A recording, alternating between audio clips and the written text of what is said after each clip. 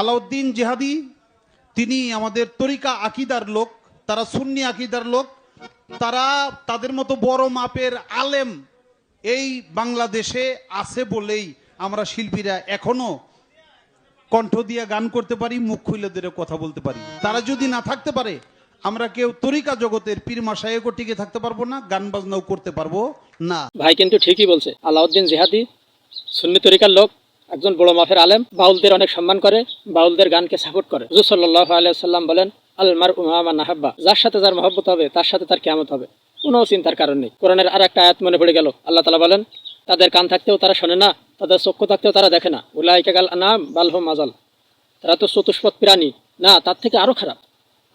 কারণ কি? সব কিছু স্পষ্ট করার পরেও আল্লাহ তাআলা কি বলতেছে কোরআনের ভিতরে, যে আল ইয়াউমা আকমালতু লাকুম দীনাকুম, যে আজকে তোমাদের দিনকে আমি পরিপূর্ণ করে দিলাম। মানে কিয়ামত পর্যন্ত এমন কোনো বিষয় আসবে না যার সমাধান কোরআন এবং হাদিসে পাওয়া যাবে না, সবকিছুই আছে। এরপরেও যদি আমরা চোখ বন্ধ করে থাকি তাহলে ওয়ালা তাজিরু ওয়াজিরাতুম উযরা উখরা, কারোর বোঝা কেউ বহন করবে না। এজন্য আমি বলতে চাই যে আমাদের সময় থাকতে এখনই সাবধান হওয়া উচিত।